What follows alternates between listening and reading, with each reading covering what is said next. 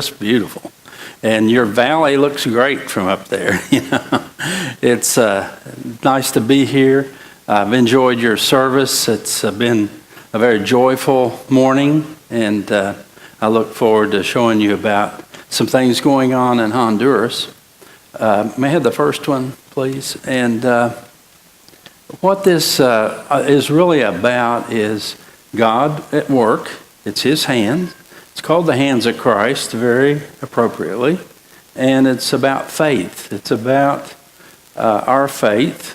And certainly in many instances when people ask Jesus for healing, He would say, your faith has healed you. And it's always our faith that's very important to our own well-being and to the well-being of others, and to have faith to be able to help your brothers and sisters in need.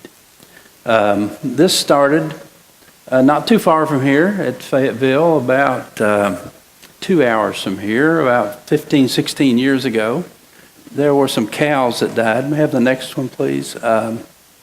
And I'll tell you a little bit about those cows in a minute, but the people that the mission serves are poor, and often poor in our country is a different poor than you will find in Honduras. As you can see here, the poor, we have no poor like developing countries. Almost 80% in Honduras, 80% are poor. There's no access to medical care. It's very low quality. Often no clean water. That's a big issue because a lot of people are sick just because they don't have clean water or purified water. Most pregnant women have no prenatal care, or there's no C-sections available, and women die, and so do the babies because they have no medical care. And many of them need to know Jesus, and there's certainly no 911. So the poor that the Hands of Christ serves in Honduras is not like the poor we have in this country, who typically have housing and TV and food stamps and such.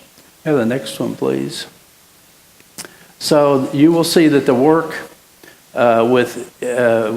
in Central America, but I wanted to tell you that the story started right near here.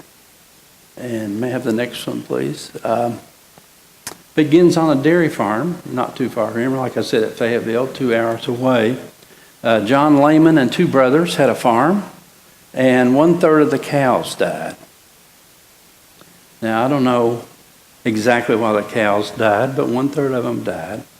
And I've told John that those cows will be waiting on for him in heaven when he gets there to sing his praises, because they were the ones that got him to Honduras and to marry Dr. Anna and the rest of the story here.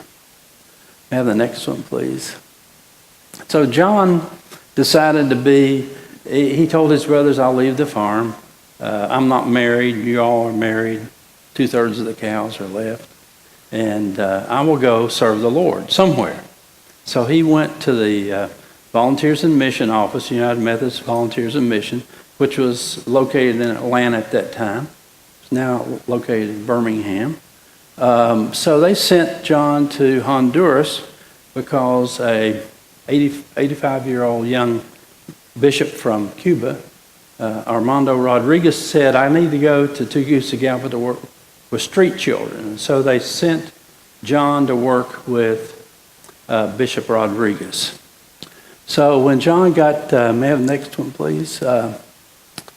When he got there, he met Dr. Anna. Dr. Anna was working with Bishop Rodriguez with the street children. And the first day that John arrived there, they were working, and John was very attracted to her, but she spoke Spanish, he spoke English. The next morning he comes, and she liked John too, so she went over and asked John in English, would you help me move this table? So he said, oh, English. That was a big clue for him right there.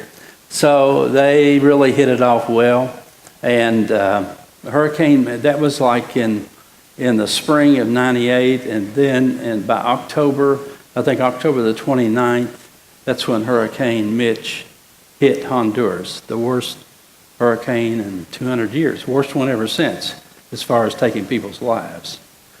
Somewhere between 15,000 and 20,000 people lost their lives in Honduras from that hurricane. So John and I went to work for the United Methodist Committee on Relief, UMCOR, and they built houses for a while. And then in 99, they got married and they returned to Tennessee. Next one, please. So during that time period, Dr. Anna decided, they also had John Israel, they have a son, and Dr. Anna decided she would be an emergency room physician, went to school for to get that certificate to do that work. But during that time period, she developed a terminal disease. And that was a neurological terminal disease. So she told John she wanted to go back to Honduras to die. But she prayed when they returned to Tegucigalpa. She prayed for healing, and the Lord healed her because she had faith. And so she said, well, I'll serve you the rest of my life. And that's what she's doing today. So Dr. Anna and John go out just about every day to some neighborhood or some rural village. They work with small rural churches, and that's where they see patients. And they'll see 100, 150 patients every day, although there's usually many more people waiting and in need of seeing a doctor. And they have medicine, and they have helpers, and they also have mission teams that come and help also. So next one, please.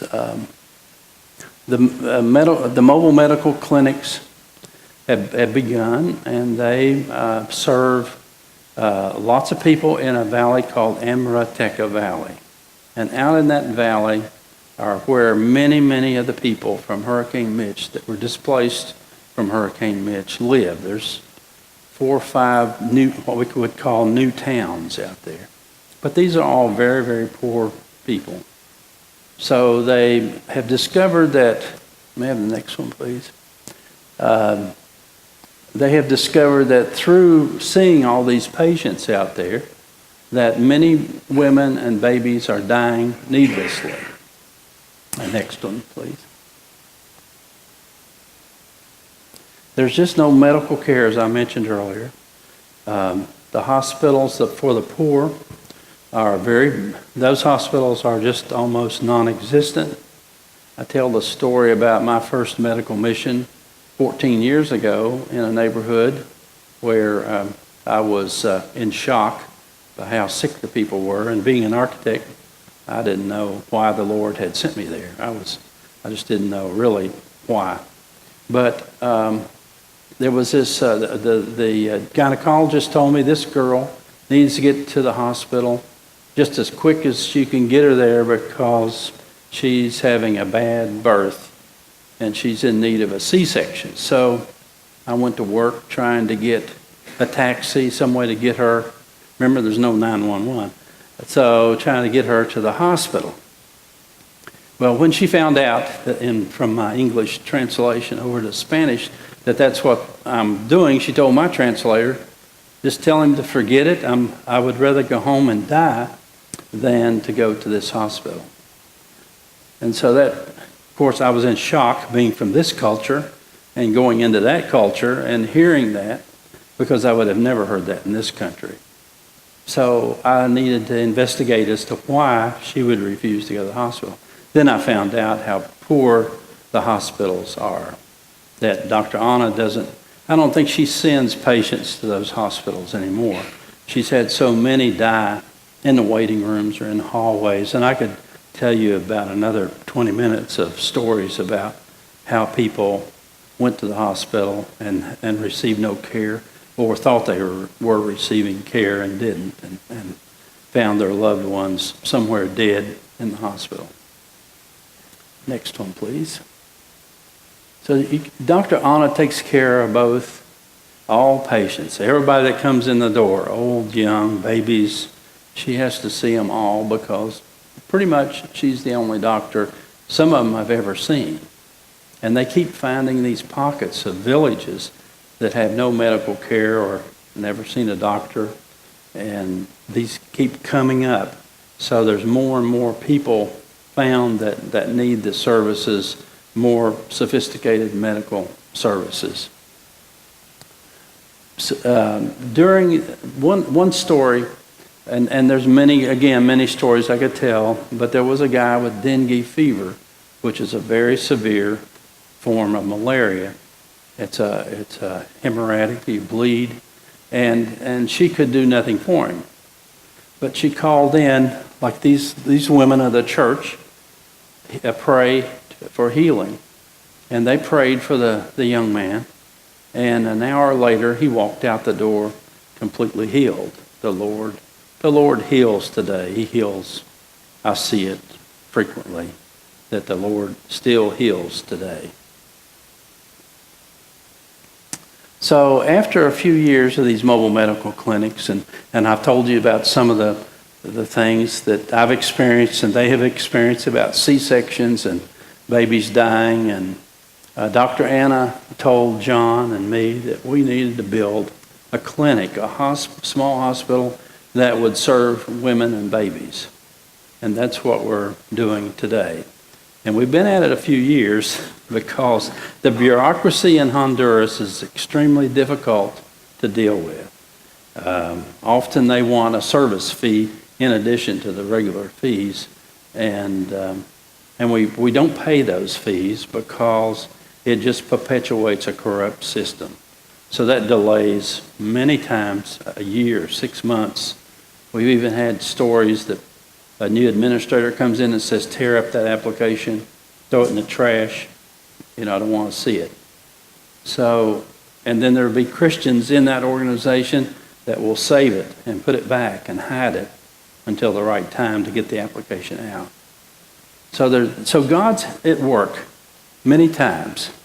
So next one, please. We're into designing a hospital. We tried this. You can't see this very well, but it's a map of where the hospital needed to be to serve the people that's in that valley area.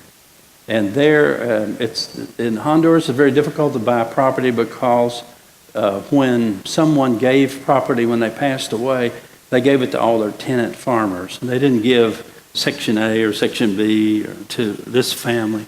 They gave the whole tract to 20 people. And then those people gave it to their heirs. And so sometimes you can't even find who really owns it. And I heard stories of people saying, well, I bought this tract of land, but then the next day or next week, somebody comes and says, oh, it's mine too, and here's my deed, and you pay them. And then 2 weeks later comes another person. But the tract of land that the Lord put before us was a brother and sister who had inherited it from their parents. And they were afraid that if they didn't sell the land now, and they were way up in age, that it would go into that situation where too many people were claiming it. So, but they told John, go out and find the piece. It was a big tract of land, and it was in the right area on the main highway between Tegucigalpa and San Pedro Sula in the north. So we went out there and we walked on one section after another, and I kept saying, this is not going to work. It had drainage problems, rock problems. The soil was all soft and mushy, or there was always something. And then finally, we were looking up this hill, and we said, let's just walk up this hill. And so we walked up this hill through the bushes, and I was wondering what kind of animals lived in Honduras that I didn't know about. And but I had faith that the Lord would protect me. And so I went through all this big high brush, and we came up to this area, and there was a plateau there. And there was the site. It was like God said, this is it. There was no doubt. This is it. So that was the piece of ground that's being developed now for the hands of Christ. Let's see if we got a picture of it. Could you go on to the next one, please? This is the site here. Now, we had to get into the purchase of that, and with all the fees and everything, it was going to be about $150,000. And that was a time when we had our financial collapse here, when Congress was up in the crisis, and our government had to spend a lot of money to bail out financial institutions. So we had a board meeting, which was at Fayetteville, and we said, I serve on our board, and we said, no, there's no way we can raise $150,000 right now. Our churches are struggling. They can't pay their mortgages, or they can't keep their staff. It's really a bad time in the U.S. But Dr. Anna was last, and she said, I think we can do it. So we all changed. We said, okay, if her faith is strong, so we will do it. We'll try. We'll get out there and work on it. So about 3 months went by, and we were all working on raising $150,000. And so about a week before the option expired, a Christian school in Memphis had closed, and they had $150,000 in the bank, and they couldn't agree where to place this, except one of them knew Bill's friend, Mr. Fred Lehman, who's an accountant, is John's father in Memphis. And they said, Fred, do you know the Hands of Christ could use this $150,000? And he said, sure.